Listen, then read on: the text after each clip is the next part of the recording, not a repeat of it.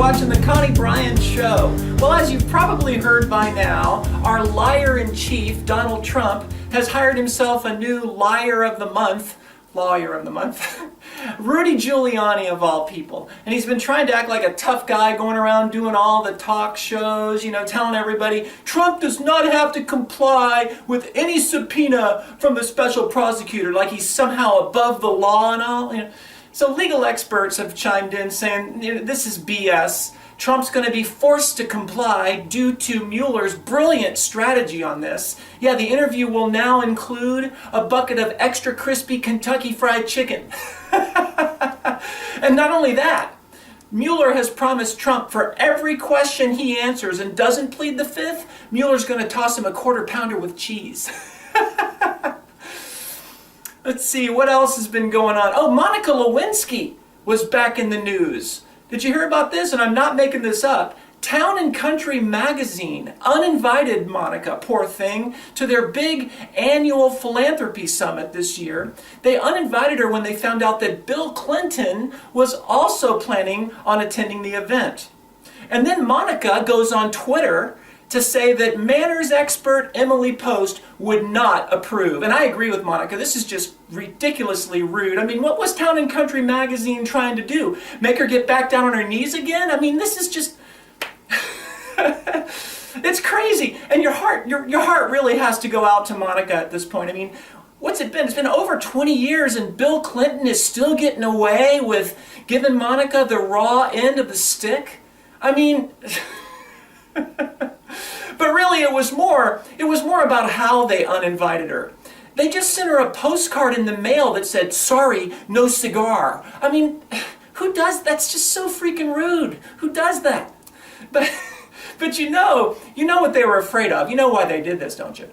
They were afraid that when Monica found out that Bill was also attending, she'd probably plan to make some big scene, maybe wear that infamous dress in question, and effectively stain the event, as it were.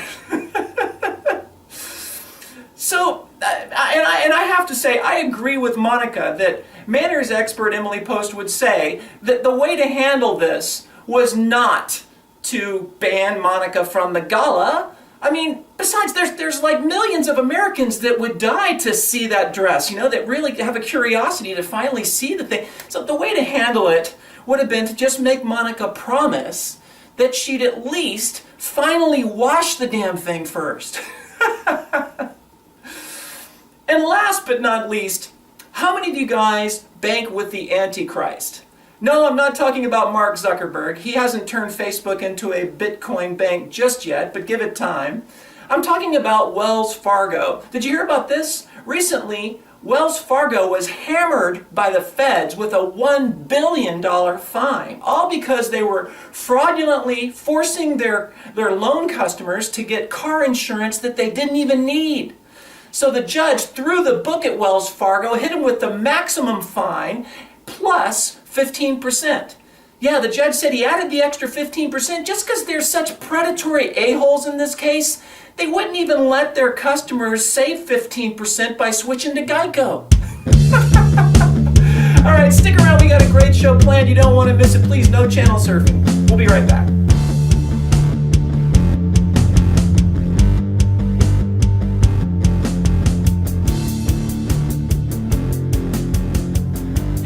Thanks for staying with us. I'm Connie Bryan, and you're watching The Connie Bryan Show. Well, this is the part of the program that we always want to start by welcoming all of our viewers in our growing national network.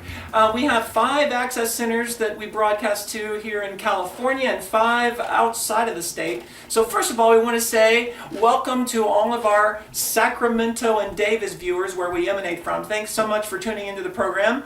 Also, we want to welcome our Berkeley viewers and our Santa Barbara and our Pasadena viewers down in Southern California. And outside of California, we want to make sure to welcome our Portland, Oregon viewers. Thanks so much for tuning into the show. And our Denver Open Media viewers, welcome to the program. Also, we want to welcome our Washington, D.C. viewers. Thanks so much for tuning in. And most recently, our two newest acquisitions are Minneapolis, Minnesota. Welcome to all of you. And last but not least, our newest acquisition, we want to welcome all of our viewers in Salem, Massachusetts.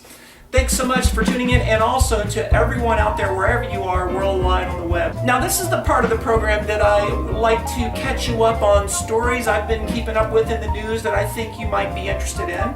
So let's get started, because we got a lot of cool things to cover. Take a look at this first story here out of the New York Times about a new secret no-fly list the government has recently created. This is a new development. Kind of crazy. It says watch list shields TSA workers from unruly travelers. It says the Transportation Security Administration has created a new secret watch list to monitor people who may be targeted as potential threats at airport checkpoints. Now, so far it sounds reasonable, right? But wait until you hear the criteria for who they're putting on this secret watch list. It says they're targeting people who have in the past simply swatted away security screeners' hands or otherwise appeared unruly. A senior spokesperson for the TSA said, "We do feel the need to clarify something about this secret watch list. Despite the fact that we were asked to do so by Donald Trump, this secret watch list will not apply to all the women who have swatted away the president's hands or have in the past appeared unruly to him. Such a long no-fly list would obviously be way too costly to the airlines in terms of loss of customers. And besides, what are we going to do? Put the first lady on the no-fly list?" All right, take a look at this story here by Teresa Watanabe of the Los Angeles Times, entitled "Squirrel Elected at UC Berkeley Driving Some Students Nuts." This is crazy. It says the candidate for a seat in the University of Berkeley Student Senate promised safe spaces for squirrels, better access to acorns, and support groups to those experiencing habitat loss. His name was Furry Boy. He campaigned in a squirrel suit and he attracted immediate attention. But when he ended up winning a seat in the Student Senate, there was a huge backlash, and the student newspaper published a blistering editorial calling Furry Boy's election a travesty. They wrote, "It's a shocking display of privilege to vote for a squirrel over candidates who have actual plans to help students who need it." Does this sound a little bit familiar? So what do you guys think? I mean, do you agree with this assessment? Because I really don't. Obviously, if we can have an alt-right, racist, lying weasel, if we can have a giant con artist weasel elected to the White House, come on, we sure as hell can have a kind-hearted, progressive, liberal squirrel elected to the Berkeley Student Senate, right? Turnabout is always fair play, I say. So today, the Berkeley Student Senate, and tomorrow, it just might have to be Furry Boy the Squirrel for president, replacing our current weasel-in-chief, just to balance things out. All right, take a look at this story out of the Associated Press. I thought this was really interesting. World's oldest person dies at age 117. It says 117 is the new 111. I'm just kidding. It says the world's oldest person has died in southern Japan at the age of 117. Her name was Nabi Tajima, born August 4th, 1900. And she was a great-great-great-great-grandmother. Can you believe this? Well, this story came as a complete and total shock to most millennials, because until now, millennials thought that the oldest American still alive was Mick Jagger. But I mean, you can't fault him, because when you consider rock and roll years, which are almost like dog years, You know, Mick is probably the oldest person alive. And I understand his young wife also actually explains him to their kids as their great-great-great-great-grandfather. So there's a little parallel there. All right, take a look at this story here. This is really sad. Because Bill Cosby used to be one of my idols. This story by Graham Bowley and John Hurdle of the New York Times entitled "Jury Convicts Cosby of Sexual Assault." It says, a jury found Bill Cosby guilty of drugging and sexually assaulting a woman at his home just 14 years ago. It says on the second day of deliberations, the Philadelphia jury returned to convict the formerly beloved comic of not one, but 3 felony counts of aggravated indecent assault. Number 1, penetration with lack of consent. Number 2, penetration while unconscious. Number 3, penetration after administering a really bad joke. After administering an intoxicant. You know, and I just have to say, this offers a small measure of justice and satisfaction. A small measure. Not just, though, to dozens of his other alleged victims, but also to millions of other American victims who trusted Bill Cosby, bought his record albums. And how does he reward us? By committing the unforgivable crime of ruining chocolate Jell-O pudding for us for life. Damn it!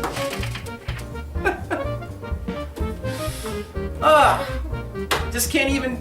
I used to love it, now I can't even think about it. Alright, take a look at this story here out of the Associated Press. Driverless Lyft ride coming to Vegas in summer. But let me warn you guys now, before you get too excited about doing this, Lyft ain't putting driverless cars on the strip unless Vegas gets the biggest piece of the driverless action. You can count on that. So they're probably more accurately described as driverless slot machines. They will be probably entirely self-propelled only by how much you're pulling the slot machine arm. If you're not gambling and cranking the arm, the car's gonna stall on you, I guarantee you. It'll be awesome though, right? Because you won't have to drive yourself on the strip. You'll be stuck in all that strip traffic though, and by the time you finally do get to Caesar's Palace, the master plan they have will be that you'll most likely have already lost all the money in your bank account. Because like the slogan says, what happens in Vegas stays in Vegas. You've heard that, but do you really know what they've been talking about? It's not talking about crazy hijinks or wild sex that you engaged in while you were trying to copy the Hangover movies, Oh, no. That expression really has always been talking about your money. All your money stays in Vegas. That's what happens. You go to Vegas, and all your money stays there. But hey, you got to ride on the strip in a driverless Lyft car. Priceless, right? All right, finally, take a look at this story. This story has got me really wound up and perplexed, so I saved it for last. Take a look. It's an obituary story by John Rogers and Janie Harr of the Associated Press, entitled Larry Harvey, 1948 to 2018, influential co-founder of Burning Man Festival. It says Larry Harvey, whose whimsical decision to erect a giant wooden figure and then burn it to the ground led to the popular long-running counterculture celebration known as Burning Man, has died at the age of 70. He goes on to say that Larry's longtime friend Stuart Mangrum posted on the Burning Man's website that Larry did not believe in any sort of existence after death. And now that he's gone, let's take the liberty of contradicting him and keep his memory alive in our hearts, thoughts, and actions as he would have wished. Let us always burn the man. And so I'm thinking, yeah, but see, that's just the thing here, because I read this whole article and clearly you're not burning Larry. There's not any mention whatsoever in this article about any plans to burn the man now that he's dead. How can this be? How can you be the founder of Burning Man? Admittedly, you don't believe there's any existence after your death, so no problem then. When you die, how can you not make burning your remains the grand finale for that year's Burning Man Festival? This is crazy. Don't you have to do that? If you're the founder of Burning Man, of course. You'd owe it to your millions of Burning Man disciples. They'd all go totally batshit. And then you'd live forever in fire and infamy. I mean, just imagine. Imagine you get like a big popular, a really good Doors tribute band, you know? And you put them up on this big stage with like 500-watt speakers, you know? And they could be playing Light My Fire.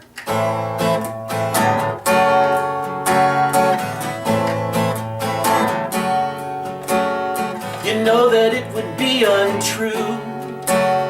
You know that I would be a liar if I was to say to you, when I'm dead you can't set me on fire. Come on baby, light me on fire. Come on baby, light me on fire. It's time to set the man on fire. The time to hesitate is through. No time to wallow in the mire. The time has come to light the fuse. Burning Man become a funeral pyre. Come on baby, light me on fire. Come on baby, light me on fire. It's time to set the man on fire. But no, we're not going to have any grand finale like that. No big Doors tune live, none of that. You know, because Larry apparently didn't mean it all this time. It's really a bummer, man. Flame out. You know what this is like? This is like that athlete every 4 years, you know, with the Olympics, the athlete that carries the Olympic torch of fire in the opening ceremonies. You know, he or she runs through the streets into the stadium. The crowd gets all worked up.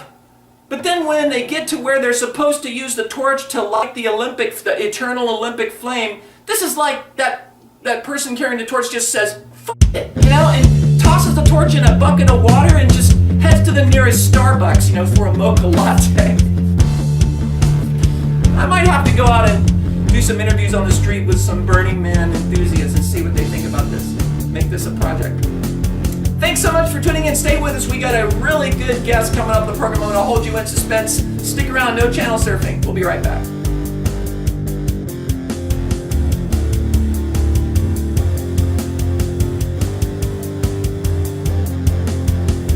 Hey there. Thanks for staying with us. I'm Connie Bryan, and this is The Connie Bryan Show, and I'm excited to have with me tonight, right here live in the studio, my special guest, Alex Silva-Sadder, programming manager for Davis Media Access in Davis, California. And it's wonderful to have you here with us. We're going to talk about something very important, and that is the threat to public access. The future right now is looking very, shall we say, questionable. Yeah. For public access. Yeah. Before we get into that, let's talk for just a minute about your background, how you got into cable access.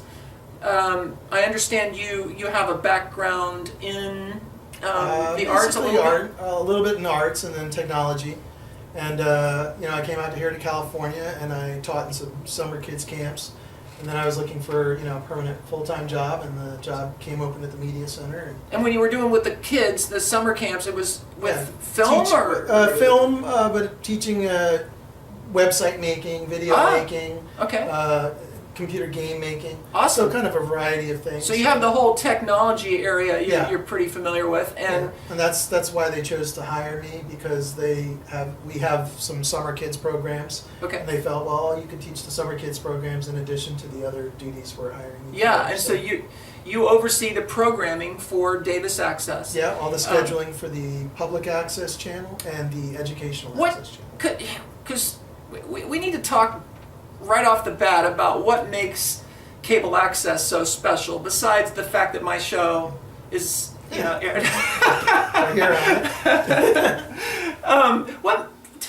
Let's talk about what makes public access very important. I think what makes it unique and different from other mediums is that under cable access, if you're on the public access channel, you can say whatever you want on Yeah, the show. You have no censorship. no censorship. You have freedom of speech, and it's the best freedom of speech protections there are.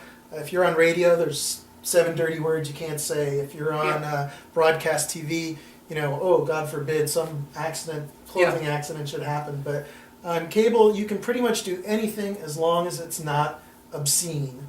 Exactly. And that's defined by community standards. So there's no national standard for what constitutes obscenity, just local standards. Right.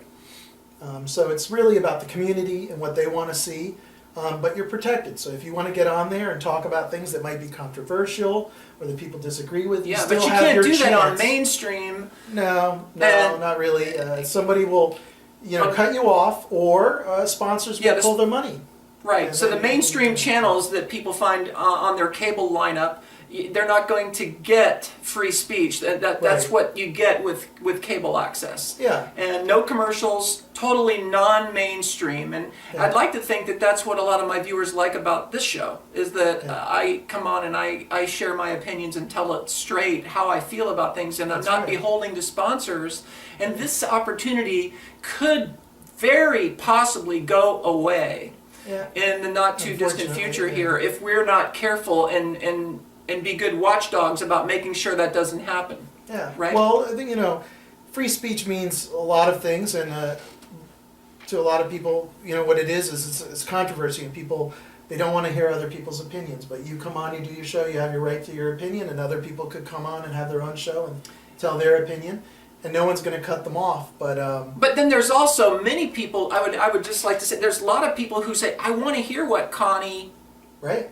has to say. I don't, Right. I'm tired of this cookie cutter, the same, they're so beholden to sponsors that they can't come on and be genuine and tell, Yeah, So and that is it's- part of it. I mean, you want somebody's genuine opinion.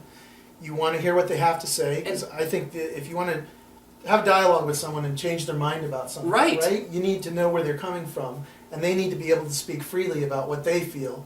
Yeah. And that you'll listen to them, and then you can turn around and say and then you Exactly. find your common and, ground. And I always put my my viewer contact email on the show, and I've been meaning to tell the audience I really would love to hear from you. So if you disagree with me sometimes, I'll read it on the air. Send me something to the viewer contact email. I'd be more than happy to share that somebody had chimed in and said that they felt differently than I. But it's that back and forth that you get with cable access, that opportunity that makes it so special, and why I appreciate so much what you do as programming. Well, I schedule it all on there. Well, and I help people produce some of their shows too. I mean, that's part of my job, is helping people with the technical side of things. Yeah. Quickly, let's remind everyone where funding comes from. That this funding could dry up. It comes from. Well, there was an act passed in 1972 that says, if you're a cable company and you use the public rights of way in a town to run your cables and provide cable television, you need to offer a channel to that town, or 2 or 3, depending on the population, where people can go on and give their side of what's going on. Yeah. So that it's not just some corporation somewhere piping things into their town over their public rights of way, and they're making all this money. So the on cable company, for profit, runs their cables through the public right of way, and to do all their mainstream for-profit broadcasting. Right. And the government said, you can do that, but you've got to also provide fund. a channel. Funding has to come from you. They provide a channel, an actual channel, and funding. And So it's 2 those of you things, viewing actually. right now, those of you viewing who pay for cable, there's a fee that you're. Well, it's the cable company pays the fee. Of course, they'll say, well, the consumer pays the fee, but anyway, They may there's a pass it pool on. of money. Yeah, They there's may a pass pool it of on. money, and that money is dedicated to fund this public access channel and the educational access channel, which means having a little studio, having some equipment, where people can originate programming like this show and air it on the public access or educational access And the channel. problem is that less and less people are willing to pay the exorbitant cost of cable prices. And so they're losing customers, and so they're trying to maintain, they can't afford for that funding, and so that funding could go away. We don't have a whole lot of time, but how are cable access media groups going to outlets going to deal with that? I mean, are there funding options? Self-funding? There's different ways it could be gone about it. In Davis, we're lucky because the town supports, in part, they add some money onto the cable fees that they contribute because they want to see public and local access, local events on their television channel. But there could be underwriting. There are numerous ways. I mean, people donate. We take donations. It may be that we have to start hitting it harder. That we look for that cable access centers look for local underwriters and do more self-fund, like PBS does. Possibly. I mean, PBS does get some money from the federal government. Yeah, they're subsidized. They are subsidized a bit. We're not subsidized in the content. We're subsidized in the equipment and stuff like that. So we have to raise money to pay people's salaries and all that. And that's always a challenge. But I think it's really important because it's local. Everything that each channel does is local to that town and that community. And communities need that. And they need that. They need to know what's going on in their town. They need to know what the people in their town think. If you have, we have right now elections, the mayoral elections. Well, each of these candidates are participating in forums and things like that. People need to see these. Because people try to say YouTube is the way, but no, YouTube doesn't provide for that local aspect. And YouTube can censor content. They're a corporation, not the government. So if they want to say, we don't like what you're doing, they can stop it. And the funding, obviously, you go on YouTube, you can monetize your videos individually. Yeah. But that's not going to pay for a studio and broadcast equipment and the kind of sort of higher quality production that people expect when they want to see something that's, a little more professional and not just somebody, on a webcam and going off on a rant. One of the challenges for a lot of access centers, I believe, is working more not only on the funding, but making themselves more relevant to their local communities. In other words, getting their local communities a little more excited about what's going on. And engaged with it. And depending on the community and how much they back their center, I mean, that's going to be the survival of the center. Communities that didn't support their media centers have lost them. And that money has just evaporated and it goes back up currently to the state, and the state uses it for whatever. And by law... And some partnerships. They need to partner more, maybe with schools, maybe with... Right. One of my ideas was possibly even partner with film festivals that might be looking to get their artists some exposure, things like that. Yeah, a lot of people still watch cable television. I mean, it hasn't gone away. That's right. It may be losing subscribers, but it's still out there. A lot of reasons. And the only local coverage you're going to get is on your local cable station. If you're in a huge city, they're not talking about what's happening in your little town, even if you're a suburb. So we are. Well, we ran out of time. It really went by fast, but such an important topic. We'll probably get a chance in the future to talk about it again. But thank you so much, Alex or Peter. Thank you for having me on the show. Yeah, and for the great job you're doing. Please keep it up. And thank you guys for watching. Thanks for tuning in. We'll catch you next time.